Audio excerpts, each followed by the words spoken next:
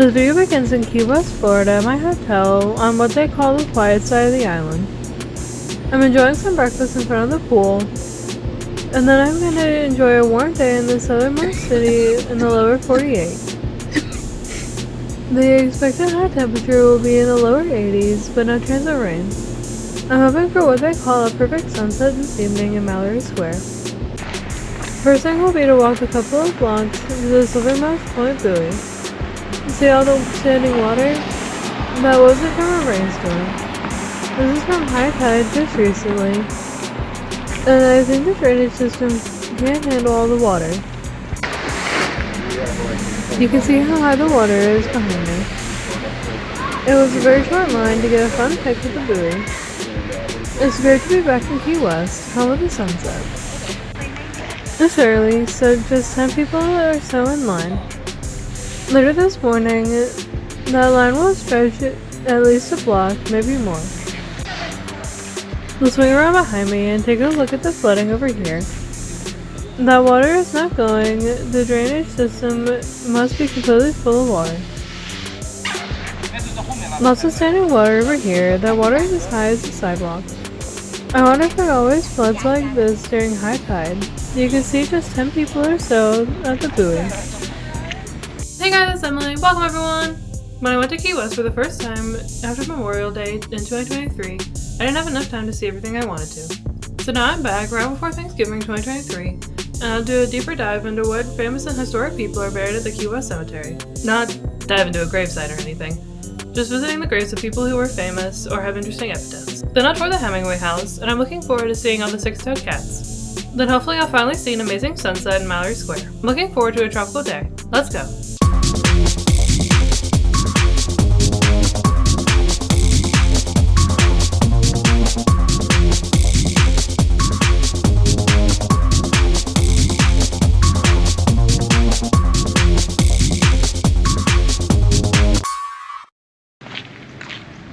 Continuing along the Atlantic Ocean side of the island, there are a couple of things I wanted to see down here.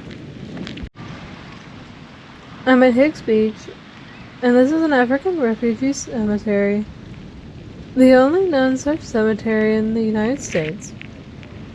In 1860, the U.S. Navy intercepted 3 American ships bound for Cuba, which contained 1,432 African slaves. They were freed and brought to Key West. However, 294 people died soon thereafter due to the inhumane conditions aboard the ships. However, the precise places where the graves were located were never marked and thus forgotten. The West Martello Tower, the brick building in the background, was built in 1862, and during the construction some human remains were found. Now at West Martello, those remains were moved to where the cemetery sits today. In 1947, after being battered in numerous wars, the state of Florida was about to demolish the fort, but thankfully an agreement was made for Key West Garden Club to maintain the fort. Then in 2002, a radar expert determined the resting places of all of the African refugees. Not long after, this was designated a place of, quote, unique archaeological significance, and was added to the National Register of Historic Places. This area has been consecrated by tribal leaders, and future plans include building an African temple and an obelisk.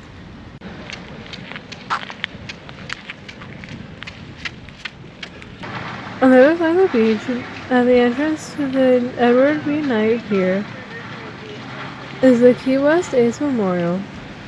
In the 80s and 90s, Key West was considered a safe haven for those suffering from AIDS.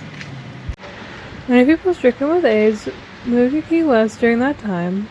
This memorial is for people to quietly reflect, mourn those that have lost their lives fighting AIDS.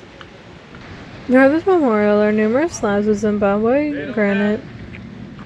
Some have the names of men and women who had died from AIDS, and other slabs are engraved with quotes, like this one. This is also the very first AIDS memorial in the world. Today, the names of over 1,200 Key West residents are engraved on the slabs, and it looks like a new engraving is being done.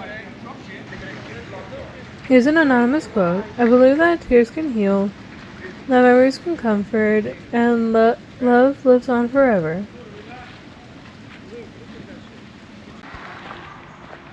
My next stop takes me back to the Key West Cemetery. I went to the cemetery last time, but I only saw a few grave markers.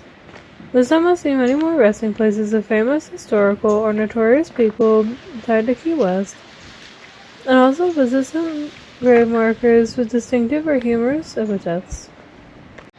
However, some are more tragic. Baxter Parsons and his nephew James were killed in an accidental dynamite explosion in 1914. They are buried side by side. In this one, Tina Griffin filed for divorce from her husband Austin Griffin, and she tried to kick him out of the house, but he refused and killed Tina, then killed himself an hour later.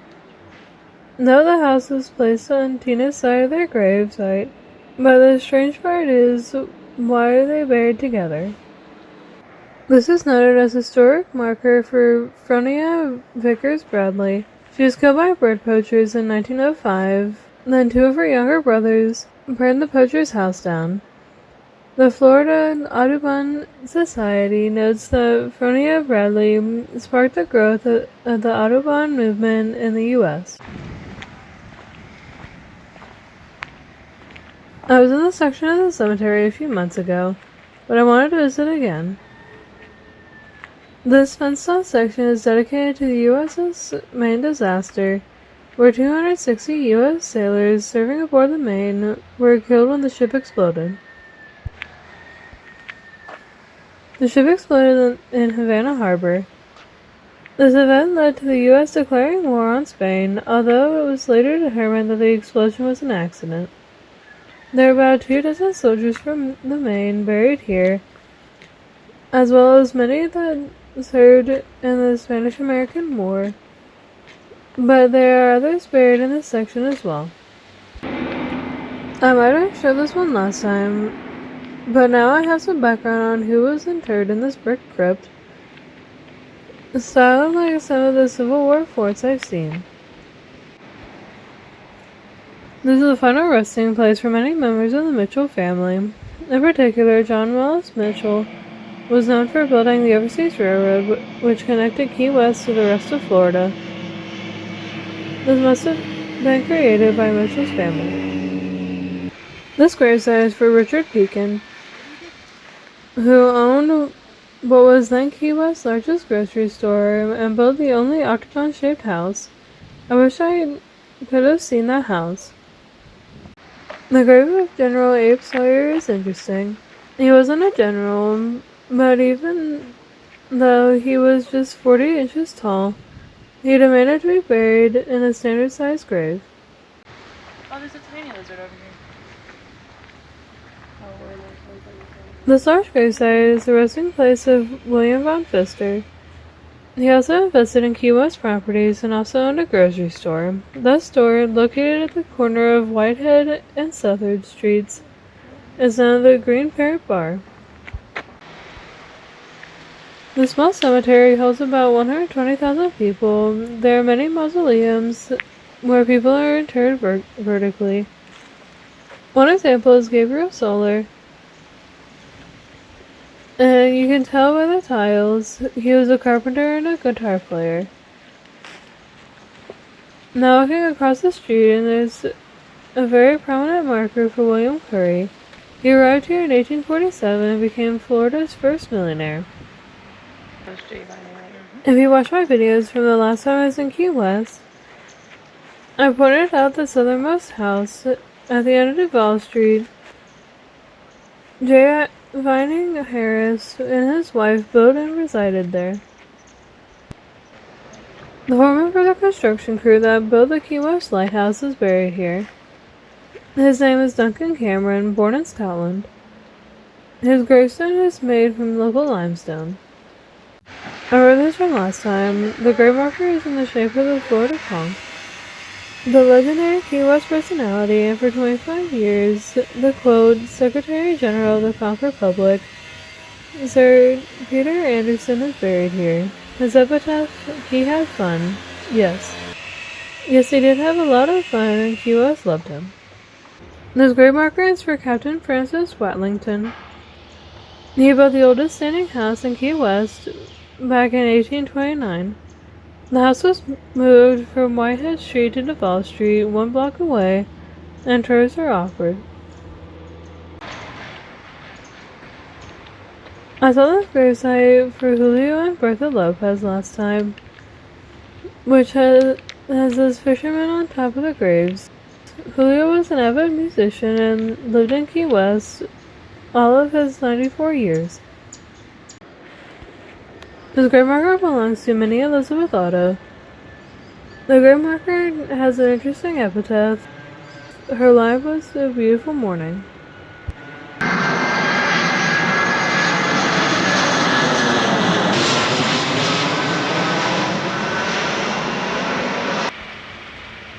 I'm at the corner of 7th Avenue and Violet Street. This grave marker is a little tricky to find, so follow along with me to reach this legendary person's grave. It's hidden back here, and it took several minutes to figure out where it was.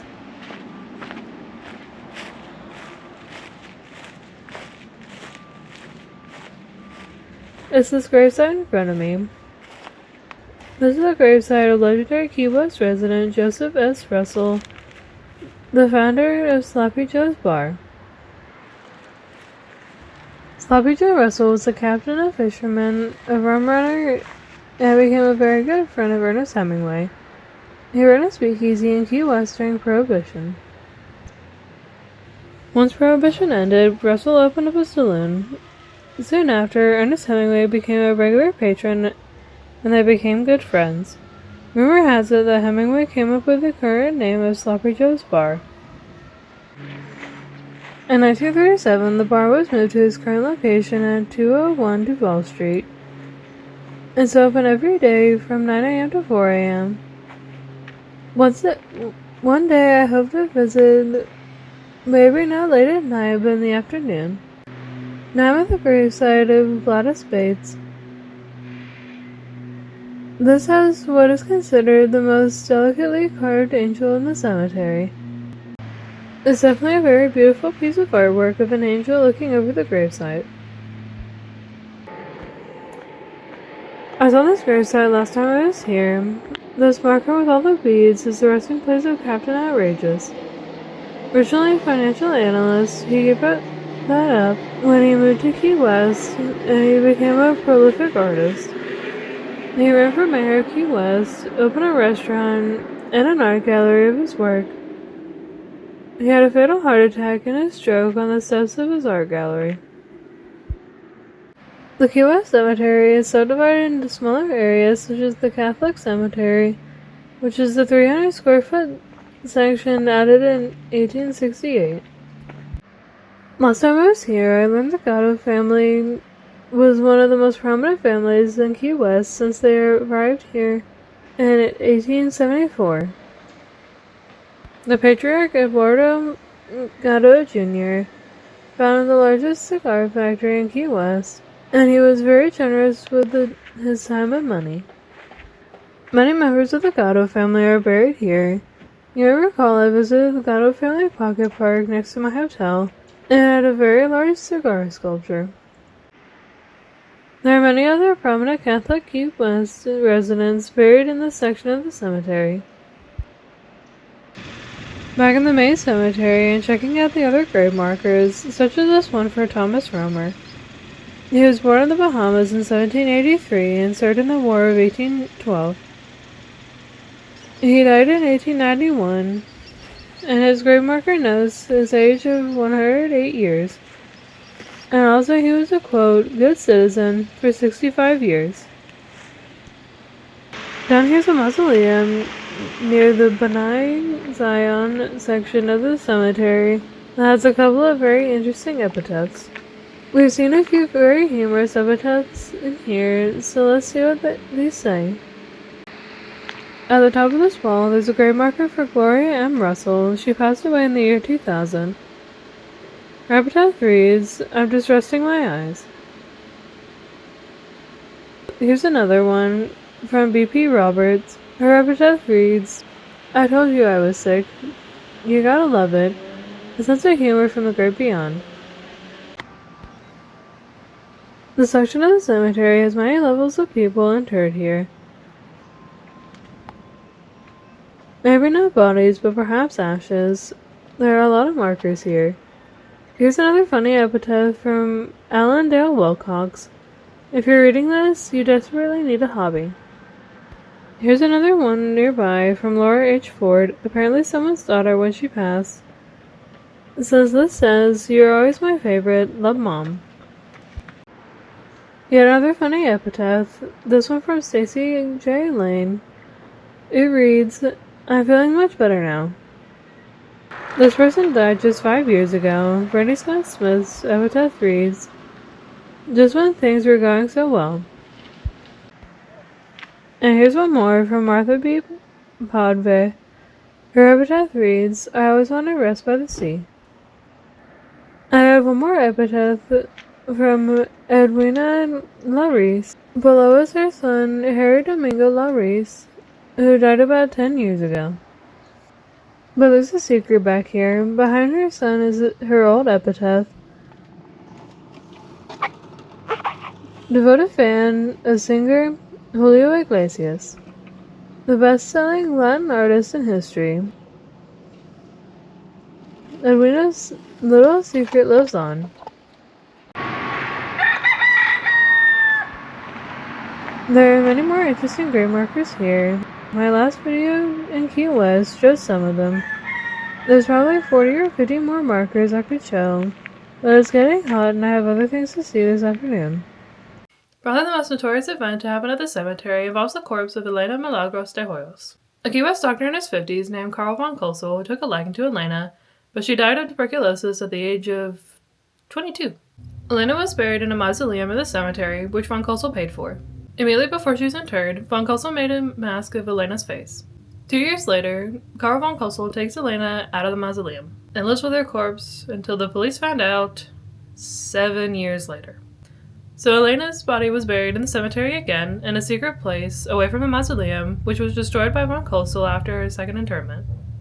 12 years later, he dies alone, with an effigy wearing the mask of Elena next to him. Let's move on to something else, please.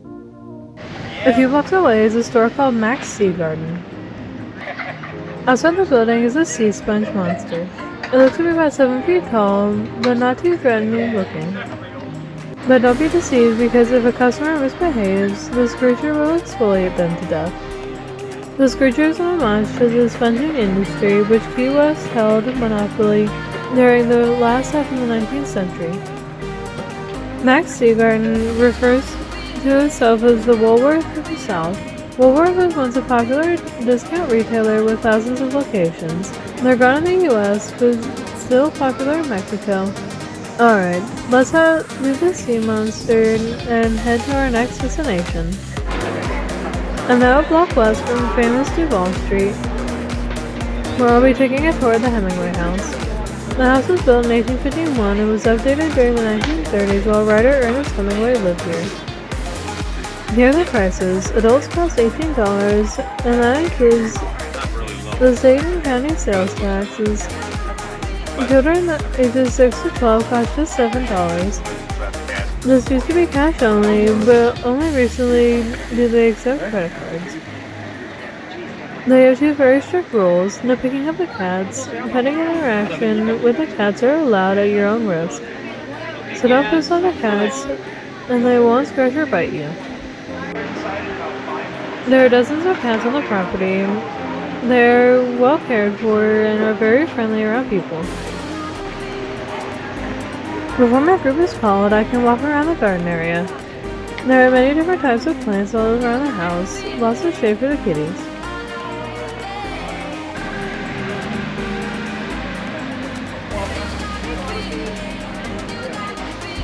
There's also a couple of cat houses that blend into the garden. All the cats on property are descendants of a cat named Snow White, who was a gift from a ship's captain to Hemingway in the 1930s.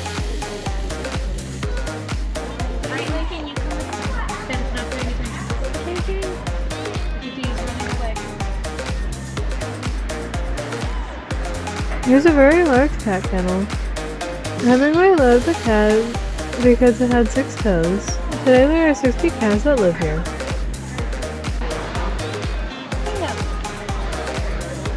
Each cat has its own distinct personality, and half of them have 6 toes. I think these cats are more interested in finding some shade since it's gotten warm today.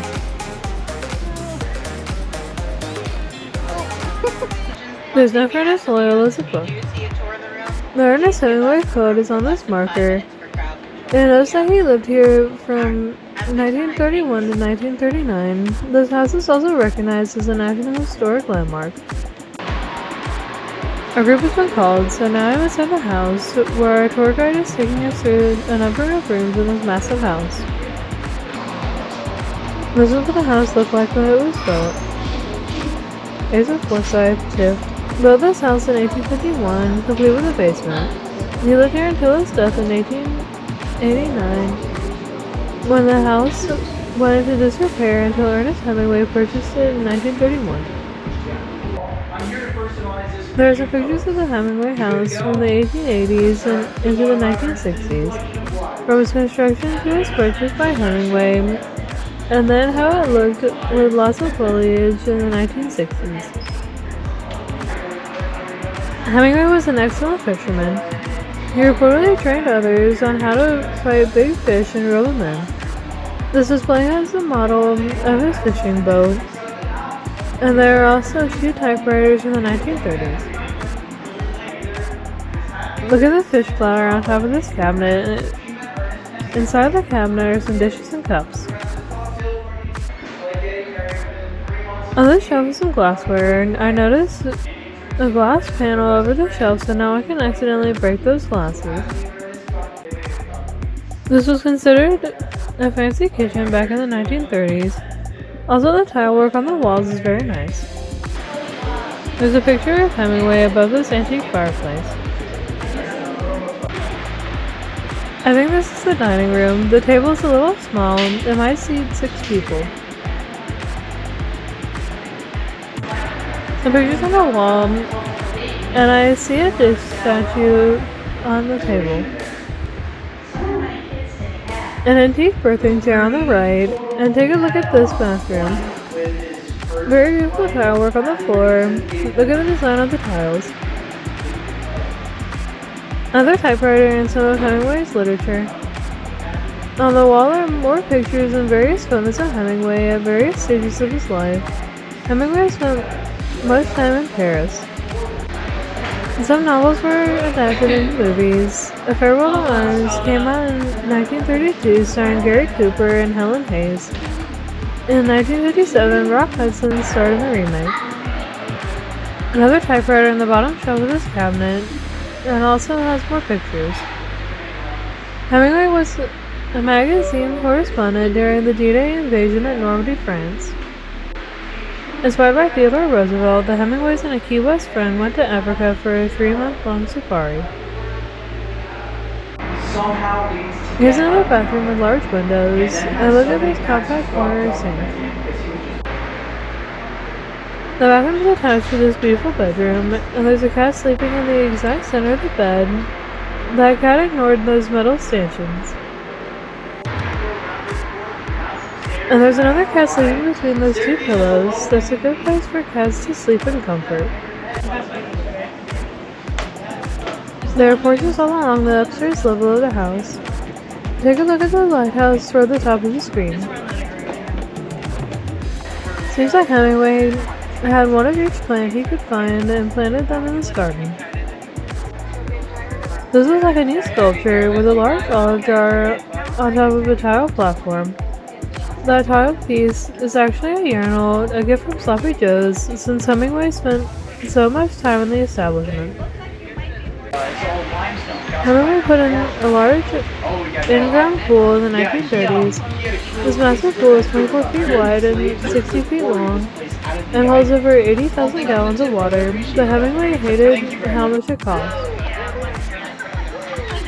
It cost a lot to build a pool, but also back then, the pool had to be drained every couple of days to keep the pool water sanitary.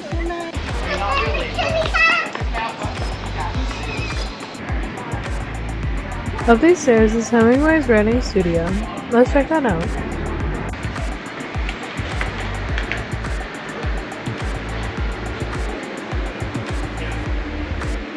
This is a very large room with comfortable chairs, lots of books, and glass doors that lead to the porch. I guess it's the equivalent of a man cave, right? But instead of a basement, it's an upstairs getaway or hideaway. It's a really nice room, vintage old Florida furniture, and lots of sunlight coming in, and a typewriter.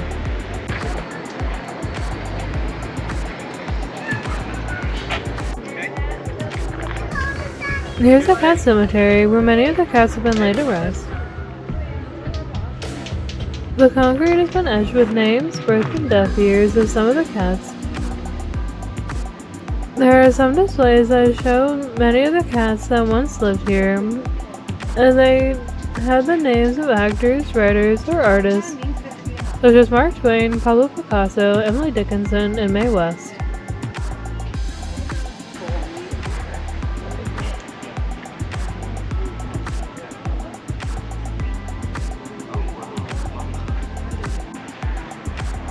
This display talks about the original cat named Snow White, a kitten from the litter of Snowball. Hemingway was fascinated with the six-toed cat, so Captain Harold Stanley Dexter gave him the kitten as a gift.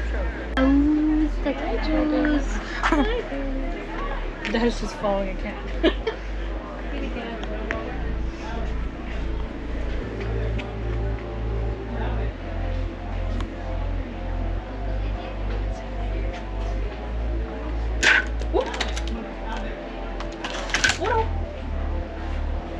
He's like, yeah, you want in there, baby?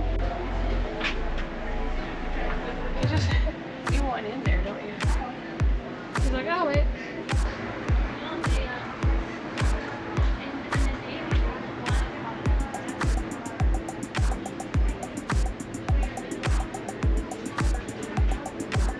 That was an awesome visit. I loved meeting all the kitties, and the tour was pretty neat. It was great to learn more about Ernest Hemingway.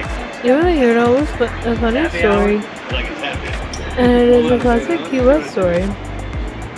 Alright, let's head on to my next stop. I'm gradually working my way to Old Key West, and I've returned to Mile Zero, the southern end of US 1. We're stopping here to get some drinks.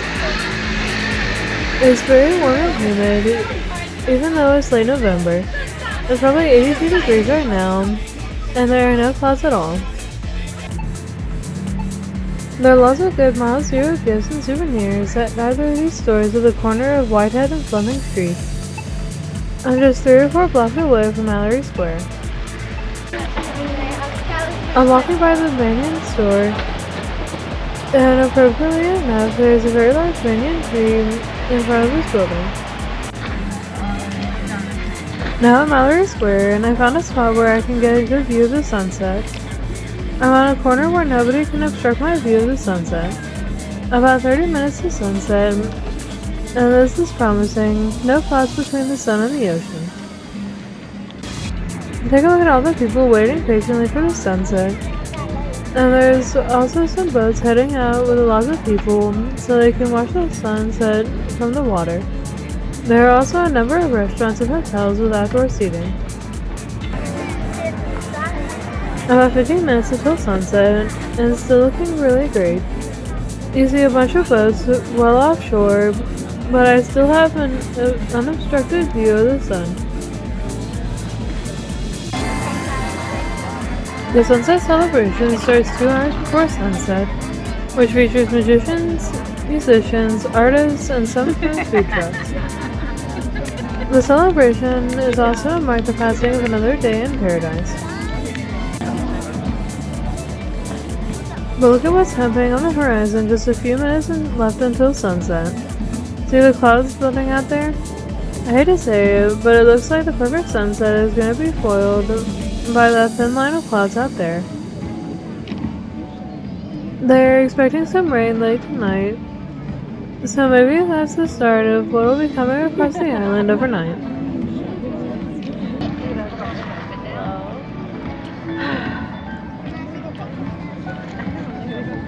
Still hopeful the clouds will break just a little bit and the sun will drop below the ocean. People all around us have been talking and they are getting a little disappointed, but that's okay. It's still a very beautiful sunset even with the clouds way out there.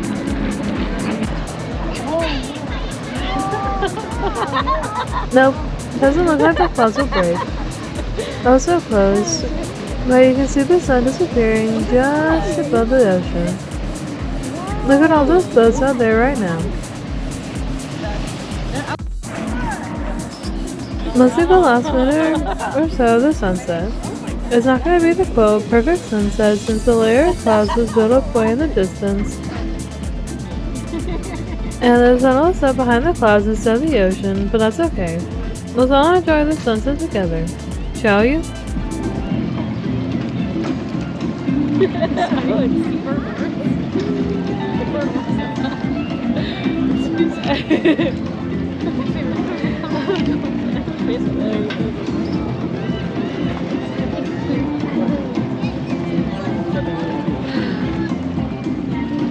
Our last one.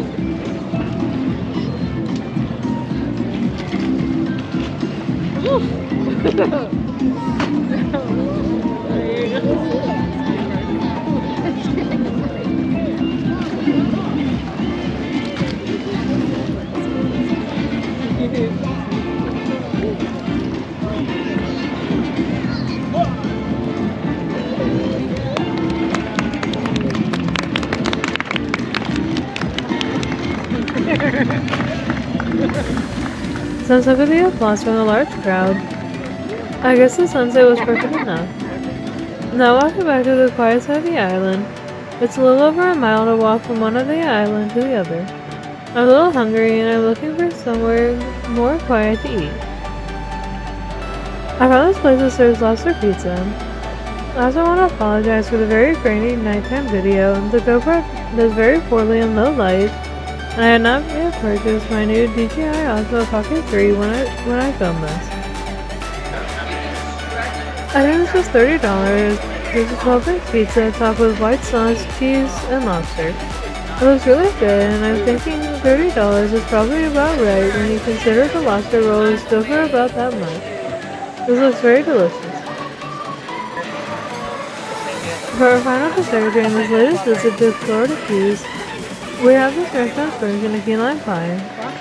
The pie filling is not thick, and the pie has a lot of whipped cream along the top, and also beneath some fresh strawberries. Everything was delicious, and thankfully it's just a 2-block walk to my hotel. I had an awesome return trip to Key West. I really enjoyed the laid-back vibe of the city. You know what's interesting? For the longest time, I'd see the other end of US 1 where it meets Canada before seeing Key West. But that was before the situation, back when we were still planning on seeing Quebec and Nova Scotia. Now Canada's on the back burner since I'm busy with college. But I really enjoy Key West. It's so different from the rest of southern Florida, and I can't explain it, so you have to see it for yourself. But I have more adventures coming up, but you'll see those next time. Thanks for watching, bye!